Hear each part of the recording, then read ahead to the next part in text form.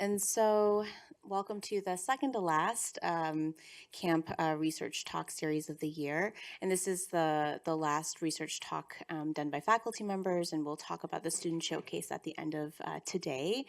But basically, we've talked about camp as an initiative in a number of different ways. You heard from Dr. Huang in the fall. There's a research component, there's a training component, and then there's the community building and research talk series. And this kind of brings together the research talk series and community building alongside the actual research that Dr. Huang and I have been doing. So the talk for today is titled Family Assessments for Suicidal Youth, and it'll be kind of a three-part talk. I'll be doing the first third, then Dr. Huang will be doing the second, and then our wonderful, Dr. Huang's wonderful doctoral student, Sylvia Nishioka, will be doing the third part. So these are the three parts. I'll walk us through really what the clinical outcome is that we care about in this particular research study. We got from talking about suicide and self-injury risk to the research collaboration that you'll be hearing so much about. Then Dr. Huang will walk through the intervention that we used in this collaboration, and then Sylvia Nishi pilot study. So self-injury and suicide is more kind of my my area of research, and by training, I'm less of an intervention researcher and more of a on the side of assessment and trying to better understand the etiology or kind of how or why might people do things to hurt themselves, and specifically why might youth do things to directly hurt themselves. Now, throughout today, you'll hear the three of us talk about a few different clinical outcomes. So the three high-risk behaviors include suicidal ideation, which are thoughts or desires to end one's own life, and those are lifetime prevalence rates listed below.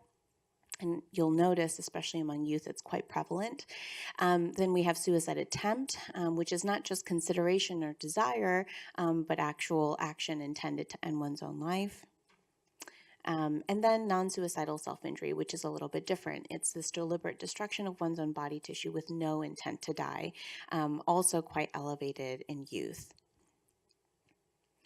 So with these high-risk behaviors, especially with something like suicide, it's surprisingly, it's a low base rate phenomenon, but when you look at it as whether it's one of the leading causes of death around the world, it is one of the leading causes of death around the world. It's the 10th leading cause of death overall in this country. And when you look at the frequency of suicide deaths, it's about 1 million per year around the world. And surprisingly, there are twice as many suicide deaths versus homicides in the United States. There's this heightened risk that we know exists among youth.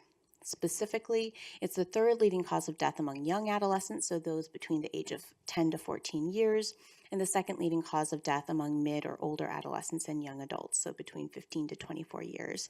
And this data comes from the CDC, and every year we kind of look it up for purposes like this, and sad to say, these rates in terms of where it rates on the ranking of leading causes of death, it hasn't changed over time. And so some things to know about suicidal thoughts and behaviors. It's relatively rare before the age of 10, so oftentimes when we're talking about suicide and self-injury, it's a story in youth. It's really a story of suicide and self-injury in adolescence. Suicide attempt, not surprisingly, has a slightly later onset compared to suicidal ideation. So it's rare before the age of 12, but you see an increase in this behavior after that. And then among those who experience suicidal thoughts, over 1/3 go on to attempt suicide, many within the first 1 or 2 years of first having that thought or consideration. And then it looks a little bit different, just the trajectory and pattern of how this comes about, depending on who you are. So in girls, they tend to experience an earlier onset of these kinds of thoughts or desires. And then in boys, it's a little different. They have an earlier onset of actual attempts. And then in general, females compared to males more frequently engage in suicidal and self-injurious thoughts and behaviors, except for suicide death itself, which is where that gender difference is reversed, and boys actually die by suicide 2 to 3 times more frequently than girls. So really this kind of paints a picture of who's at risk, and the fact that these are common enough problems, and certainly concerning ones that we'd like to do something about and better understand. So in trying to understand that, there have been a number of common risk factors identified, and some of these probably won't surprise you. So we have history of suicide attempts. If you've done it before, you're much more likely to do it again. Family history of suicide is certainly a risk factor. Psychiatric diagnoses, and there's a whole variety of them, as well as history of maltreatment, which I'll elaborate on a little bit. Just kind of something to note is there's a bit of a difference between common risk factors versus warning signs. So common risk factors is more what are characteristics of general populations at risk, and as opposed to warning signs, and that talks about someone who might already be at risk, what's kind of some recent change that they've experienced in their life that might be putting them more at risk now versus before. So just as an example, we did some research on trying to better understand this nature of risk, because it's a complex picture. It's and actually I'll elaborate on this through this example. So we know, as I just mentioned, that childhood sexual abuse is a risk factor for suicide attempt. And it's stronger, for instance, than other forms of maltreatment. And it's especially predictive of adolescent suicidal behavior.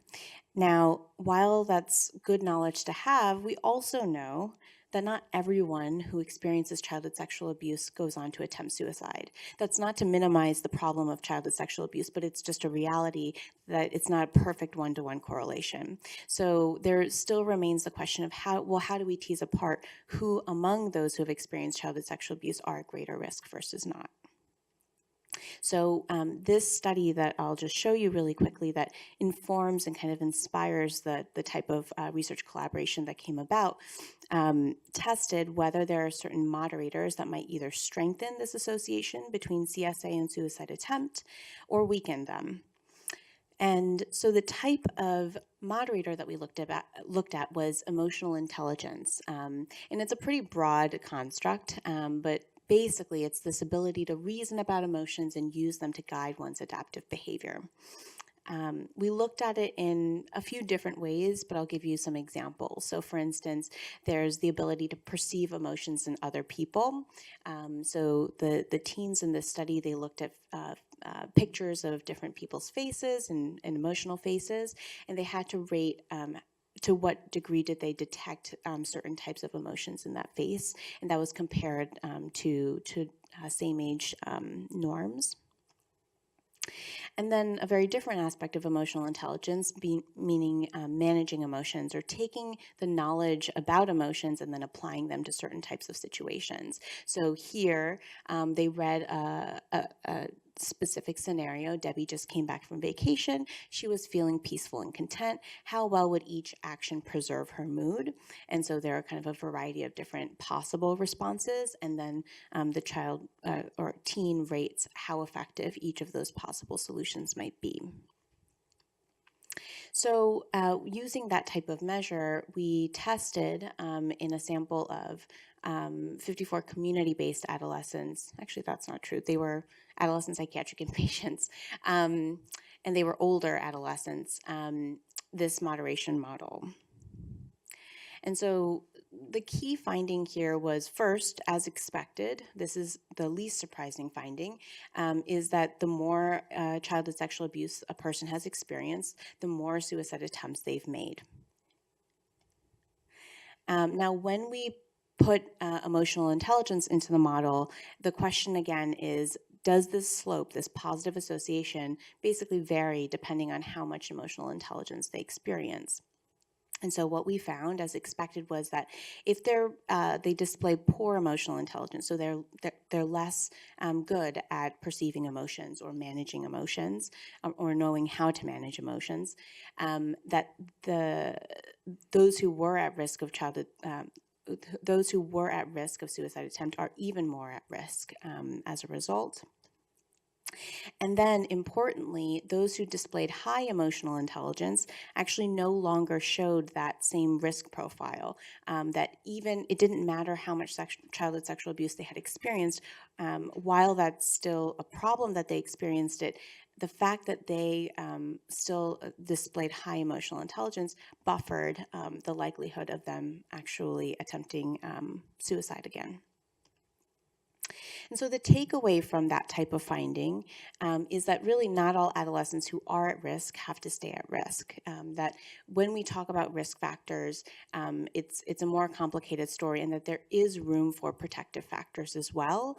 There are cases in which those who have been exposed to risk might be able to either be prevented from hurting themselves or ending their life in the future. And so this ties into the collaboration, because if this is true, then it raises the question of, well, then what interventions exist to change that risk trajectory? And so in the research collaboration with Dr. Huang, we started talking about this and brainstormed about what interventions might apply to suicidal or self-harming adolescents, and what research collaboration could come from that. So Dr. Huang will come up and share her expertise in the family checkup, which is the intervention that we ended up going with.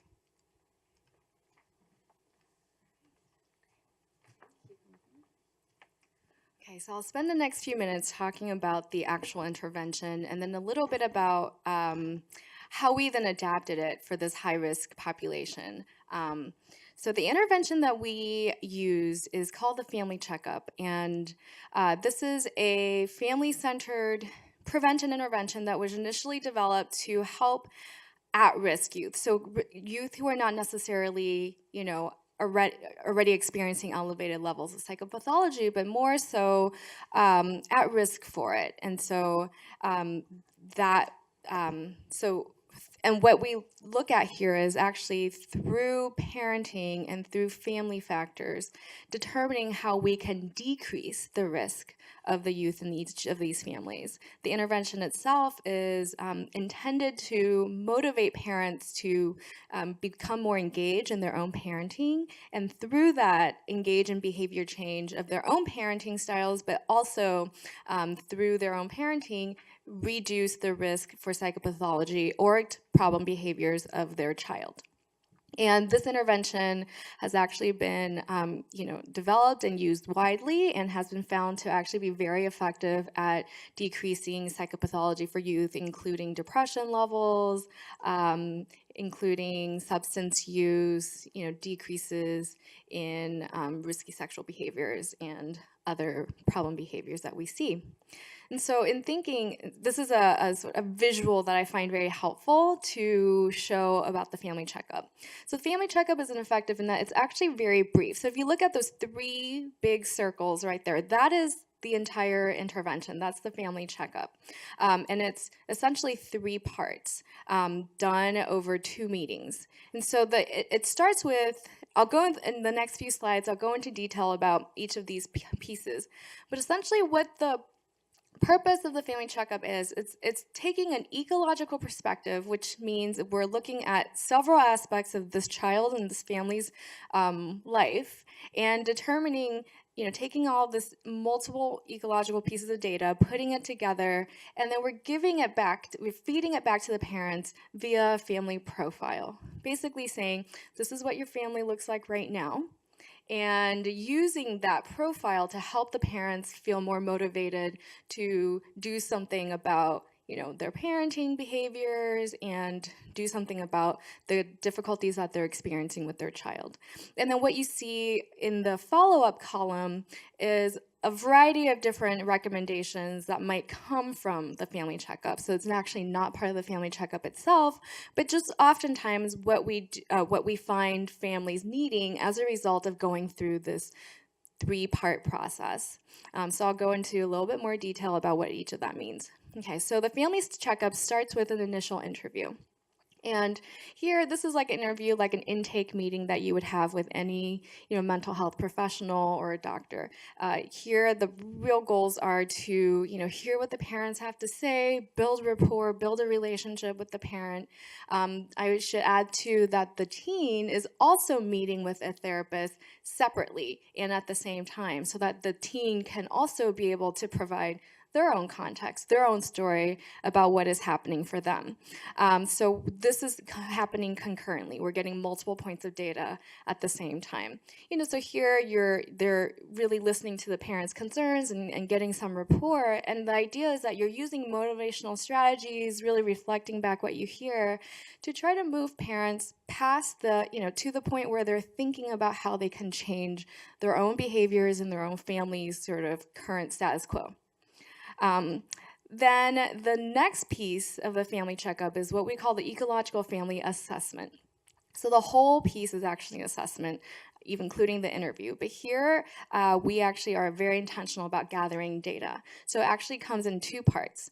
It's two parts because we're trying to find out what are the parent and child's reports of what's going on for them beyond just an interview. So via standardized measures and also an observational behavioral piece that gets videotaped and then coded.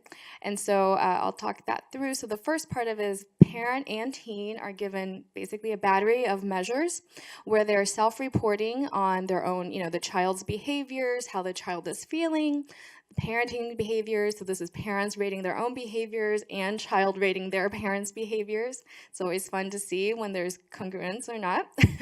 Of course, the family dynamics, like how much conflict is happening in the family.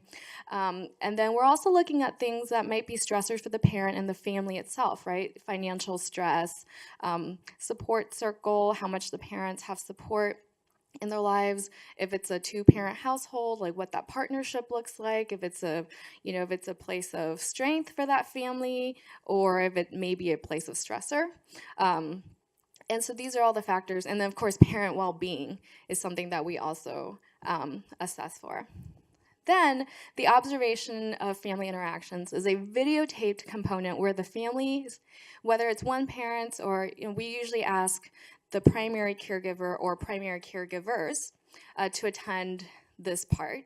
And then we bring in either one parent or two parents with the teen, and then they're given 5 tasks, 5 topics basically that they're asked to discuss. And we basically give them 5 minutes per task to talk about it. We're videotaping them, we leave the room. So we're really here trying to gauge at the exact same things that we asked them via paper, right? Like, how is your relationship? What are the things that you're doing? But we're coding it from a behavior standpoint.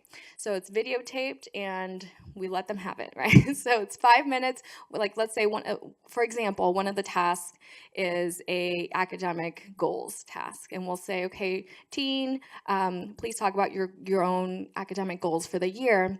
And then mom, when teen is done, please talk about what your goals are for your child this year. We give them 5 minutes and we leave the room, and then what happens is usually at first they are very aware that they're videotaped, but eventually what always happens is they start just engaging the way that they normally engage. Right, so this is a point for us to be able to gauge some of the parenting things. Is the parent jumping in regularly, cutting their child off? Is the child completely disengaged? Kind of sitting in the corner and not even engaging in the task, and the mom is like, okay, well, I guess I'll go, right? So there's a lot of different, maybe they're actually interacting really well, in which case we know that communication is actually not an area that they need to work on. Is in fact an area of strength. And so the 5 tasks, and there's 5 different topics, provide us a lot of very interesting data that also allows us to provide context to some of the numbers that we get from the measures.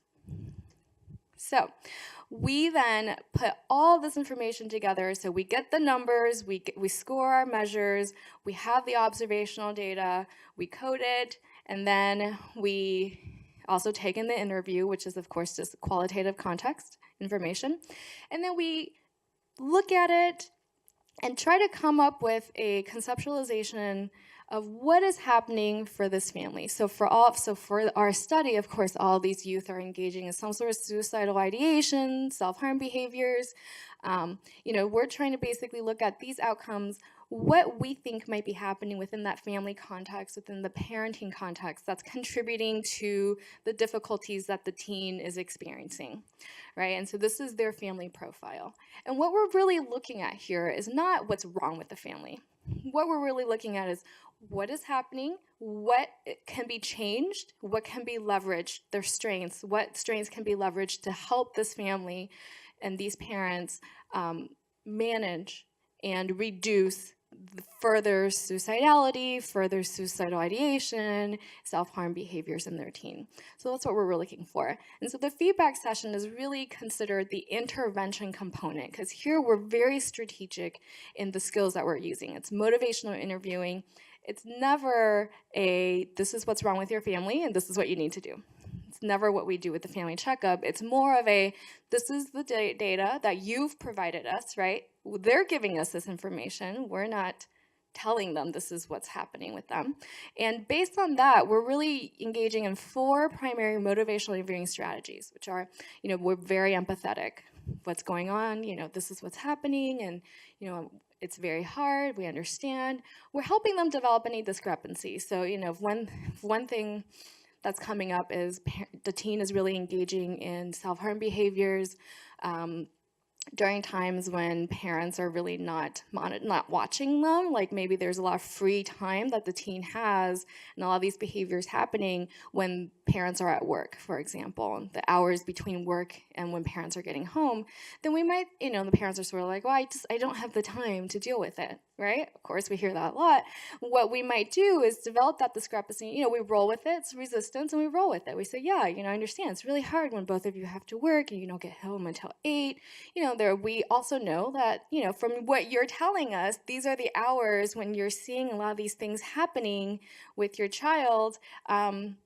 And so I'm wondering what we can do during those hours to help, we're looking at a behavior. What can we do to help this family fill in that time so that there's somebody at least watching the child, right? Or some sort of activity that the child is preoccupied with so that they're not engaging in, they don't have unstructured free time.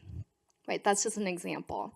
And of course, supporting the parents in feeling more efficacious, because a lot of times, by the time family are coming to us, and particularly with these families, which Sylvia in the next part will get to, there's a lot of frustration and feeling like I can't do anything about this, right? By the time they get to us, and so related to that, related to their family profile, we basically tell them this is what we're seeing from what you're telling us, and these are the recommendations we think you should. Here's some recommendations for services you might be able to engage in, right? So using that same example, maybe it's coming up with after-school activities and helping them plan some way in which their child can be engaged in a hobby or an activity, or maybe go to a friend's house or something, helping them brainstorm ways that the child is getting monitored by somebody so there's not any unstructured free time, right? That's just an example. And going back, if you think back to that graph, the visual of the family checkup, that column of the follow-up, those are all the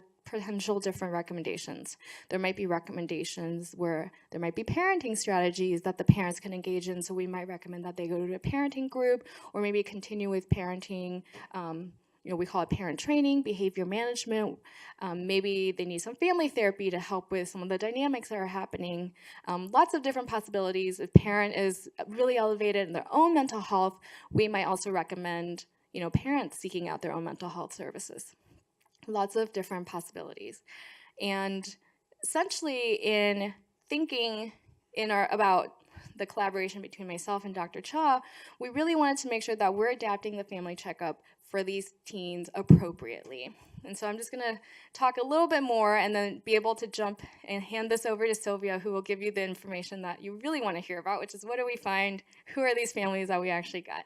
And so I'll just say a few things about our adaptation process. So once we started kind of thinking through, theoretically and also empirically, what we really thought about was, what we really came to the conclusion was that parent-child relationship for teens who are engaging in these high-risk behaviors is really the crux. It's the core foundation of what we should be focusing on, what we really want to look at, right? So in particular, there's a construct called perceived criticism, which which is essentially the perception of the person. Dr. Cha defines this so nicely, but the perception of the teen of how hostile their parent is, how critical and hostile their parent is of them, right, in their interactions and their feedback to them. And this is a construct that has been done primarily in adults, but essentially the more perceived criticism that somebody has, the higher their level of psychopathology. Right. And this measure itself was actually originally developed by looking at perceived criticism of adults and their partners. And so in thinking through some of the parent-child dynamics, it really seemed pertinent and relevant to look at this for a teen through their parents, through their perception of their parents and how critical they are. Because even if they have partners, that partner is not somebody who's like your high school boyfriend or girlfriend or whoever, is not the person who tends to be as involved or as important as on a daily basis, I guess I should say, as parents, right? That is a daily constant interaction that has developmentally developed for since birth. And of course, for these teens, we also needed to include suicide risk. And so that's something that we folded into the family checkup assessment to look at and determine. And Sylvia will be able to say a few words about the risk of the youth who came in. So we have a video of how we essentially pose this study to families. If you've been on our website, you might have seen this, but it's very brief. We like it, so we're going to show it to you. It explains how we describe the study to our families. So I apologize for having to do it this way. We could not embed the video into our, let's see. All right, sorry for this. Here it is. All right, so we're just gonna play this now. Teenagers can experience just as much stress as adults. Stress can come from school, family, or friendships, and this in turn can influence young people's well-being and mental health. Here at Teachers College, Columbia University, we are conducting a research study with parents and their teens between the ages of 11 and 15 who may self-harm or have thoughts of hurting themselves. This research study aims to help parents better understand their child's behaviors, determine how issues at home and school may influence these behaviors, and offer resources for families who are experiencing these difficulties. The study will take place over 2 in-person visits to our research lab at Teachers College, Columbia University, during which we will ask questions about your well-being, family relationships, routines, and behaviors, then provide you with feedback and optional resources. We will contact you 1 month later to ask you some follow-up questions. You and your child could receive up to $120 in gift cards and round-trip MTA passes for your travel. The work we do would not be possible without the participation of families such as yourselves. Thank you for considering this study. We hope to hear from you soon.